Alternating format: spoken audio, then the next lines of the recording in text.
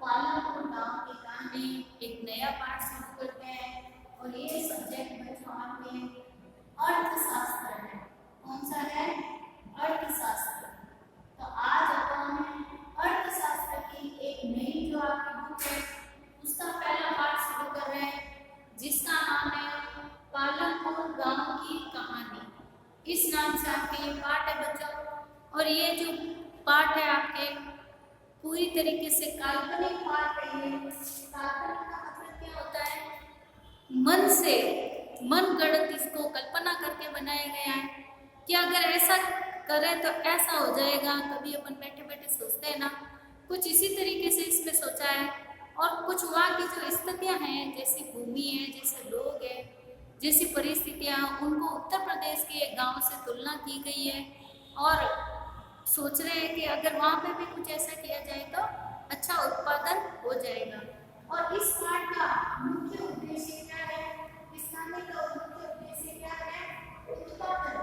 उत्पादन को कैसे बढ़ाया जाए, इसका मुख्य उद्देश्य ये। और पालमपुर के अंदर खेती एक मुख्य क्रिया है और इसके अलावा कुछ अन्य लघु क्रियाएं भी की जाती है, जिसमें विनिर्माण उद्योग है। विनिर्माण समझते हो ना, कच्चा माल प्राप्त कर लिया जाता है जैसे कपास, और उससे कपड़े बना दे, धागे बना दे, या गेहूँ उगा दिए, उसके बाद में अपन उससे जो है गेहूँ उगाने के बाद में आटा बनाना, आटे से केक बिस्किट वगैरह बनाना, रोटियां बनाना आदि काम करना, तो ये जो है कार्य होते हैं। इसके अलावा यहाँ पर जो है प्राकृतिक मानव निर्मित वस्तुएं भी अधिक मात्रा में काम में ली जाती है। और पालमपुर के पास में एक बड़ा गांव है रायगंज, जहाँ पर पक्के मकान है और वहाँ पर जो है अच्छी खेती की जाती है और बड़ी बड़ी मंडियाँ हैं, पक्की काली डामर की सड़कें हैं और एक बड़ा गांव है जहाँ के पालमपुर के छोटे किसान जो है पालमपुर रायगंज मंडी में ले जाकर अपनी उत्पादन, अपनी फसलों को बेचने का काम करते हैं। और अगर मैं यहाँ बात करूँ तो यहाँ पर कच्चे व पक्के दोनों तरह के मकान हैं, घरों में बिजली है और कृषि का कार्य जो है नलकूपों यानी जो ट्यूबवेल खोदकर उसमें पंप डालकर भूमिगत जल का प्रयोग किया जाता है, केवल वर्षा के जल पर आश्रित नहीं है। इसके अलावा यहाँ पर 12 विद्यालय है पालमपुर के अंदर। इनमें जो है 2 विद्यालय है और जो है 2 प्राथमिक विद्यालय है। प्राथमिक विद्यालय यहाँ पर जहाँ पर छोटे बच्चों को पढ़ाया जाता है, ठीक है, नर्सरी के जी समझ लो आप, पहली दूसरी तक, इसको प्राथमिक विद्यालय है। इसके अलावा यहाँ पर एक स्वास्थ्य केंद्र यानी गवर्नमेंट हॉस्पिटल भी है, क्लिनिक है जहाँ पर छोटी मोटी बीमारी का इलाज हो जाता है। कृषि के अलावा यहाँ पर जो क्रियाएं करते हैं उसे गैर कृषि क्रियाएं करते हैं, ठीक है। जैसे कृषि के अलावा जो कुछ भी करना गैर कृषि क्रिया, जैसे टीचिंग करवाना, दूसरा कार्य करना, सामान बेचना, डेयरी उद्योग, डेयरी उद्योग तो इसके कृषि कार्य में शामिल है। यानी जो चीजें कृषि में काम नहीं आती है उसके अलावा जो काम किया जाता है वो सब गैर कृषि क्रियाएं कहलाएगी। तो इस तरीके से जैसे किराना की दुकान खोल लिया आपने, ठीक है, या मेडिकल स्टोर खोल लिया आपने, तो इस तरीके से गैर कृषि क्रिया ये कहलाती है। अब उसके बाद में हमने एक टॉपिक की बात करेंगे जिसके अंदर जो है इसके साथ में आपको यहाँ पर उत्पादन एवं संगठन की बात करेंगे, यानी जो उत्पादन होता है और उसके अंदर क्या क्या चीजें शामिल होती है, उसका मतलब होता है संगठन। तो इसका उद्देश्य ऐसी वस्तुएं और सेवाएं उत्पादन करना है जिनकी हमें आवश्यकता होती है। बच्चों, वस्तुएं तो आप समझ गए होंगे, सेवाओं का मतलब होता है वहाँ पर नौकरी करके, काम करके जो अपन की सेवाएं देते हैं। जैसे स्कूल के अंदर मैं आपको पढ़ा रही हूँ तो मैं ये अपनी सेवाएं दे रही हूँ, तो इस तरीके से सेवाएं देकर उत्पादन को बढ़ाना होता है। जैसे गाँव में क्या होगा, जिस किसान के पास अपनी जमीन है वो दूसरे की जमीन पे जाकर काम करेगा, तो इस तरीके से सेवाएं देना कहलाता है। और इसमें 4 चीजें की आवश्यकता होती है, शामिल होती है। सबसे पहले है भूमि, यानी अगर आप काम करने शुरू करोगे, यानी कृषि की अगर मैं बात करूं तो सबसे पहले हमें क्या चाहिए कि भूमि यानी जमीन चाहिए। आप खेती काम करोगे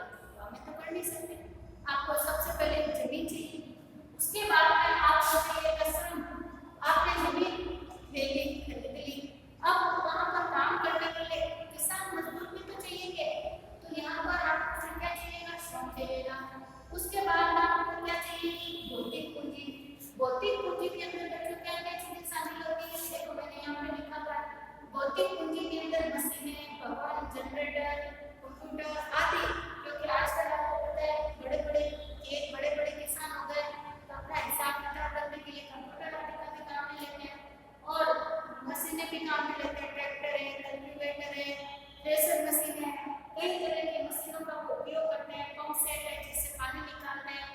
तो इन चीजों का एक बहुत एक कमरा भी बना के रखते हैं जहाँ पर ये रह सके बारिश वगैरह में अपनी सुरक्षा के साथ। इसके अलावा चौथा जो है कार्यशील पूंजी, और कार्यशील पूंजी के अंदर क्या चीजें शामिल होती है, इसमें कच्चा माल शामिल होता है, नकद शामिल होता है, मुद्रा शामिल होती है।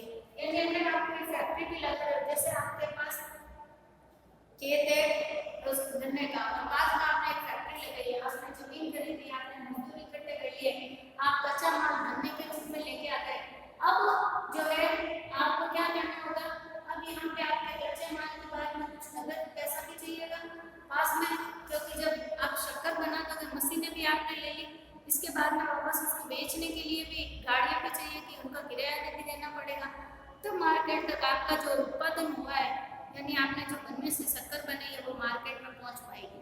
ठीक है, फिर मंडी में जाएगी, मंडी से छोटे व्यापारी लेंगे, छोटे व्यापारी से अपने गली मोहल्ले में जो छोटी दुकानें होती है, रिटेलर वहां तक आएगा और उनसे अपन खरीद के लाएंगे। तो इतना बड़ा प्रोसेस चलता है। तो इस तरीके से बच्चों आपके परीक्षा में सीधा प्रश्न पूछ सकता है, भौतिक पूंजी में क्या क्या चीजें शामिल होती है, तो मशीनें, पावर जनरेटर, कंप्यूटर आदि शामिल होते हैं। अगर कार्यशील पूंजी पूछ लिया तो कौन कौन सी होती है, कच्चा माल, नकद, मुद्रा आदि को कार्यशील पूंजी कहते हैं। इसके अलावा जो है उत्पादन है, भूमि है, श्रम पूंजी है, वो संगठित रूप में क्या कहते हैं, उत्पादन कारक कहते हैं, क्योंकि ये सब मिलकर उत्पादन करेगा। इनमें से अगर एक भी चीज नहीं होगी तो उत्पादन नहीं हो पाएगा। जैसे जो है अपन ने जमीन खरीदी, अपन मजदूर नहीं लेके आ पाए, मशीनें हैं, कच्चा माल है, सब है, तो क्या उत्पादन कर पाएंगे? नहीं कर पाएंगे।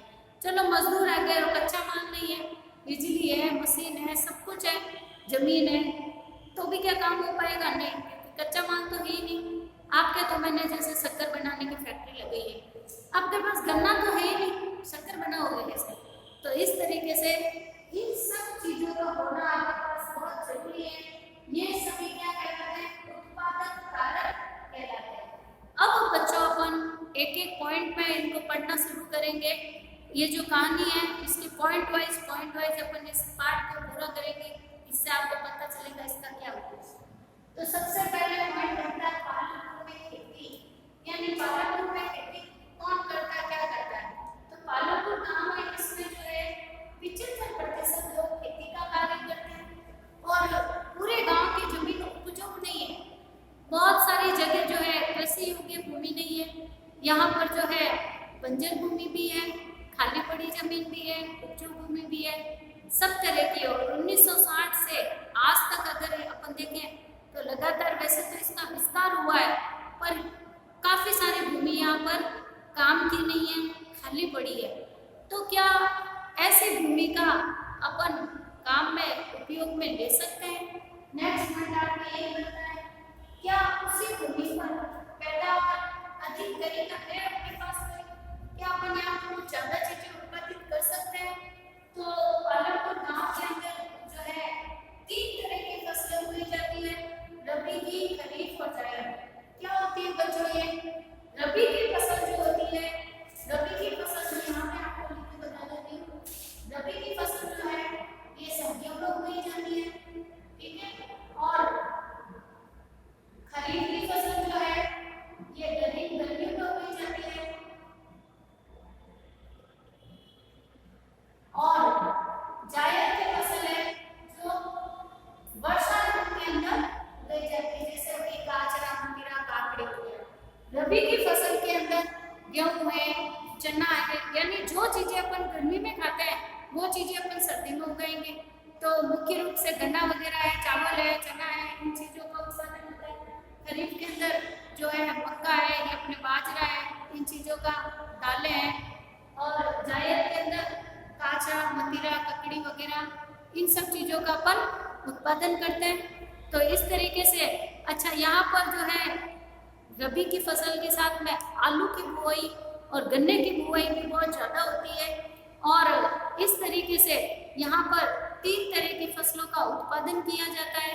और उत्पादन हो जाने के बाद में पास में जो रायगढ़ मंडी मैंने आपको बताई, वहाँ पर ले जाकर ये बेच कर आ जाते हैं। और उसके बाद में यहाँ पर खेती की उत्पादन ज्यादा करने के लिए जो है सिंचाई की जाती है, नलकूप जो है ट्यूबवेल खोद कर रखते हैं और बिजली आने से पहले यहाँ पर जो है रहट से सिंचाई करते थे। रहट क्या होता है बच्चों? रहट इस तरीके से एक कुआं होता है और कुएं के पास में इस तरीके से कुएं के ऊपर इस तरीके से रस्सी लगा के यहाँ मिट्टी के ढेर टाइप बांध दिए जाते हैं और इसको एक डंडी से बांध देते हैं और एक बैल होता है, इसके चारों तरफ चक्कर लगाता रहता है और ये जो है रस्सी इस तरीके से घूम के अंदर से आकर पानी बाहर आकर और यहाँ बाहर एकदम गिरा देती है जो खेतों में चला जाता है और खेतों में जो है उत्पादन में पानी दे दिया जाता है। तो इस तरीके का जो यंत्र होता है इसको क्या कहकर बुलाया जाता है? रहट कहकर बुलाया जाता है। तो ये कृषि की जो है परंपरागत पद्धति है जिसके अंदर पौराणिक काल के अंदर भी कृषि की जाती थी और धीरे धीरे ट्यूबवेल खुदने लगे, कृषि के नए यंत्र काम में लेने लगे, उत्पादन बढ़ने लगा और इस तरीके से जो है उत्पादन के अंदर उत्तरोत्तर वृद्धि आई है। इसी के साथ अगर मैं बात करूं, पहले तो क्या होता था बच्चों? बैल होते थे, उनसे कृषि कर ली जाती थी। इसके अलावा जो बीज पुराने फसल होती थी उसके बीजों को डालकर जो है बीज बो दिया जाता था, पर उससे इतनी अच्छी कृषि नहीं होती थी। पर 1960 के बाद में जो है यहाँ पर हरित क्रांति एक जो है MS स्वामीनाथन नाम के व्यक्ति थे जिन्होंने हरित क्रांति को प्रारंभ किया और इससे किसानों की उपज पैदा हुई और इसके अंदर जो है HIV बीज यानी जिनको अपन उपचारित बीज भी कह सकते हैं, तो उपचारित बीजों का उपयोग करने लगे। इसके अलावा कीटनाशकों का उपयोग करने लगे, यानी दवाइयां डालने लगे। कीड़े हो जाते थे फसलों के अंदर, तो फिर उन कीड़ों को मारने के लिए, इससे फसल खराब हुई तो कीड़ों को मारने के लिए जो है कीटनाशक पदार्थ भी डाले जाते थे। इसके अलावा यहाँ पर यूरिया खाद का नाम है, ये उर्वरक है, ये डालते थे। इसमें नाइट्रोजन गैस अधिक होती है, इससे उत्पादन बढ़ता है, तो इससे भी उपज बढ़ी। इसके अलावा जो है 1960 के दशक में हरित क्रांति से बहुत ही उत्तरोत्तर वृद्धि हुई। भारत के पंजाब, हरियाणा, उत्तर प्रदेश इन क्षेत्रों के अंदर विशेष रूप से कृषि के आधुनिक तरीके अपनाए गए। यहाँ पर नलकूप, ट्रैक्टर आदि चीजों का काम में लिया जाने लगा। अब किसानों के पास में बड़ी रायगढ़ मंडी भी थी जहाँ पर ये लोग अपना सामान बेच भी देते थे और अच्छी इनकम करने लग गए थे। धीरे धीरे किसानों की स्थिति बहुत अच्छी हुई। इसी के साथ बच्चों एक लाइन में बताना बता देती हूँ। एक वर्ष में किसी भूमि पर ज्यादा फसलें, ज्यादा जैसे कभी जाए एक से ज्यादा फसलें हुई, ज्यादा फसलें पैदा करने को बहुविध फसल प्रणाली कहते हैं। तो ये भी आपको परीक्षा में प्रश्न पूछ लिया जाएगा, बहुविध फसल प्रणाली किसे कहते हैं? तो एक से अधिक जब फसलें उगा दी जाती है तो उसको बहुविध फसल प्रणाली कहते हैं, एक ही सीजन में। ठीक है, इसके बाद में अपन आगे देखते हैं। नेक्स्ट पॉइंट आपके इस नाली के अंदर बनता है, क्या भूमि यह धारण कर पाएगी? यानी जो हरित क्रांति शुरू हुई उसके अंदर जो अपन ने लगातार जो ये यूरिया खाद है, कीटनाशक है, काम में लेने लगे, भूमि के अंदर से पंप लगाकर पानी निकालने लगे, ज्यादा से ज्यादा इन चीजों का उपयोग करने लगे। क्या इनका उपयोग लगातार करने से क्या भूमि की जो उर्वरा शक्ति है वो बनी रहेगी? भूमि एक प्राकृतिक संसाधन है बच्चों, अपन नहीं बना सकते। क्या आप जमीन बना सकते हो? नहीं। क्या आप पानी को बना सकते हो? पानी से अपन कुछ काम में ले सकते, पर पानी को कुछ नहीं बना सकते, पानी नहीं बना सकते। अपन लोहे को नहीं बना सकते, लोहे से सामान बना सकते हैं। तो ये जो प्राकृतिक संसाधन है बच्चों, अगर इनका उपयोग अपन ज्यादा करेंगे तो आने वाली पीढ़ियों के लिए कुछ नहीं बचेगा। अतः इनका उपयोग अपन को बहुत ही सावधानी से करना चाहिए, सोच समझ के करना चाहिए। और हरित क्रांति के कारण जो लगातार बहुत ज्यादा अधिक उर्वरकों का जो खादों का उपयोग करने लगे, इससे क्या होने लगा, इसके प्रयोग से भूमि के अंदर बंजरता आने लगी है।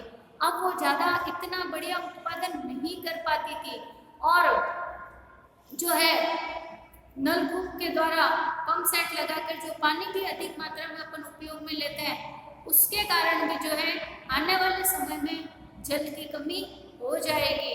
तो इसलिए अपन को बहुत ही सोच समझ के काम करना चाहिए। और अगर अपन सतत रूप से इनका प्रयोग करेंगे, सतत का मतलब क्या होता है बच्चों? सतत का मतलब होता है लगातार। तो सतत अगर अपन इनका उपयोग करेंगे तो धीरे धीरे ये समाप्त हो जाएंगे। इसलिए और एक बार अगर ये नष्ट हो गए तो इनको पुनर्जीवित नहीं किया जा सकता। अपन वहां पर पानी उत्पादित नहीं कर सकते, अपन पानी नहीं बना सकते, अपन को ये जो जमीन बंजर हो गई तो उसको वापस कृषि योग्य बनाने में कई सालों का समय लग जाएगा। कितनी तरह की उसमें खादें डालनी पड़ेगी, खाली छोड़ना पड़ेगा। तो इतनी परेशानियों से बचने के लिए अपन का इनका उपयोग सोच समझ के करना चाहिए। उसके बाद में नेक्स्ट पॉइंट के बनता है पालकपुर किसानों को भूमि किस प्रकार वितरित है, यानी पालकपुर गांव में जो किसान रहते हैं उनकी क्या स्थिति है, उनके पास किस तरीके की जमीन है। तो पालकपुर के अंदर कुल 450 परिवार रहते हैं। इन 450 परिवारों में से 150 परिवारों के पास तो भूमि ही नहीं है। बिना भूमि के वो दूसरे किसानों के खेत में जाकर काम करते हैं। इसके अलावा जो है अधिकांश यहाँ पर दलित लोग हैं, गरीब लोग हैं। इसके अलावा कुछ छोटे किसान हैं, उनके पास छोटे छोटे खेत हैं और 60 परिवार ऐसे हैं जिनके पास बड़े बड़े खेत हैं। इनको बड़े किसान कह सकते हैं। तो इस तरीके से अपन ने देखा पालमपुर गांव के अंदर जो किसान है, कुछ के पास तो भूमि है और कुछ के पास भूमि है ही नहीं। तो इस तरीके से अपन ने देखा। नेक्स्ट पॉइंट अपन देख सकते हैं श्रम की व्यवस्था कौन करे। अगर मैं इसके बाद में 5वां पॉइंट पढ़ूं, श्रम की व्यवस्था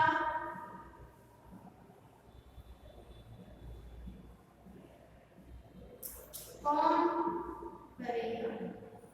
तो बच्चों ये इस पॉइंट का ये मतलब है कि श्रमिक अपन कहाँ से लाएंगे, यानी श्रम करने वाले जो मजदूर लोग हैं ये हम कहाँ से लाएंगे।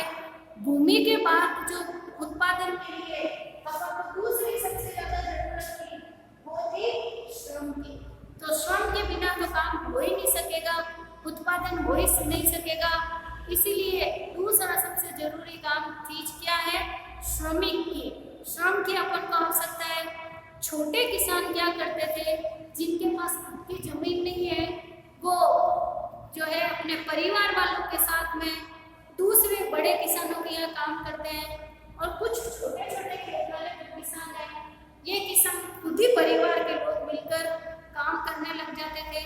और जो बड़े किसान होते हैं वो लोग, उनके पास इतनी ज्यादा जमीन होती है कि वो परिवार के साथ नहीं, बाहर के लोगों को मजदूरी करवाकर वो कार्य पूरे करवाते थे, कृषि कार्य करवाते हैं।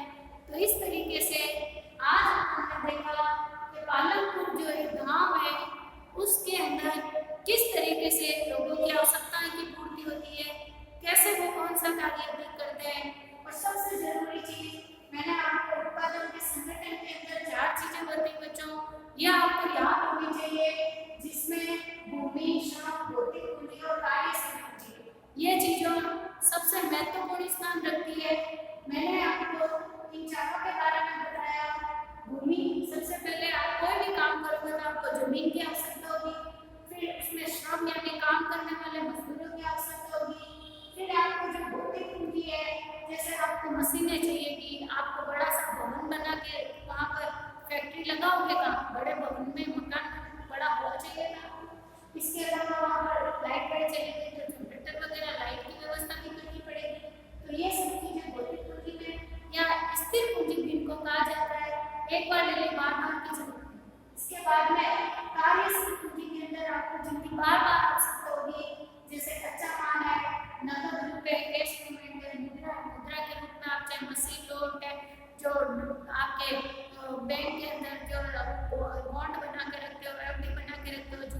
सोना है, ये सब मुद्रा के अंदर शामिल होता है। अच्छा, इसके अलावा ये जो है इन सबको उत्पादक कारक के रूप में जाना जाता है। फिर मैंने आपको पालनपुर के अंदर जो कितने लोग खेती करते हैं, यानी 75% लोग खेती करते हैं, ये बताया। इसके बाद में मैंने आपको जो आज वर्तमान के अंदर बिजली आने के बाद पंप से सिंचाई होती है, एक जमाने में किस चीज से होती थी, रड़ से कैसे खेती होती है, मैंने ये भी आपको बताया। उसके बाद में बहुविध फसल प्रणाली किसे कहते हैं, यानी एक वर्ष के अंदर एक से अधिक फसलें पैदा करने को बहुविध फसल प्रणाली कहते हैं। और 1960 के बाद में जो है हरित क्रांति से किसानों को अधिक उपज बढ़ी, एचआईवी के बीज कीटनाशक यूरिया उत्पादन से जमीन बंजर भी होने लगे, इसके दुष्परिणाम भी निकले और इस तरीके से इसका अधिक उपयोग होने से उपज कम हो जाएगा, भूमिगत जल जो है कम हो जाएगा और इनका पुनर्जीवन करना भी कठिन है। इसके अलावा मैंने यहाँ पर आपको वहाँ के परिवार की स्थिति बताई कि कितने लोगों के पास जमीन है, कितनों के पास नहीं है, कुल कितने लोग हैं। तो 450 परिवार है, जिनमें से कुछ के पास है, कुछ के पास नहीं। और इन खेतों में श्रम की व्यवस्था कौन करेगा, ये भी बताया। वहीं के लोग जो खेती करने लग जाते हैं और जो बड़े किसान हैं उनके लिए वहाँ के और बाहर से भी लोगों को लाकर कृषि कार्य करवाया जाता है। तो आज के वीडियो के अंदर इतने 5 पॉइंट अपन क्लियर करेंगे। नेक्स्ट वीडियो में अपन इससे आगे की कहानी पूरी करेंगे। तो मेरे ख्याल से आपको कृषि से संबंधित बहुत सारी बातें समझ में आई होगी, कृषि के जो अधिक उत्पादन से दुष्परिणाम समझ में आए होंगे। तो बच्चों इसको कॉपी में नोट करना और बहुत ध्यान से वापस इसको पढ़ लेना। वैसे तो अर्थशास्त्र बहुत ईजी है, पर इसमें से भी प्रश्न आपके जरूर आएगा, तो बड़े ध्यान से आपको ये पढ़ना है और इसको कॉपी में लिखना है।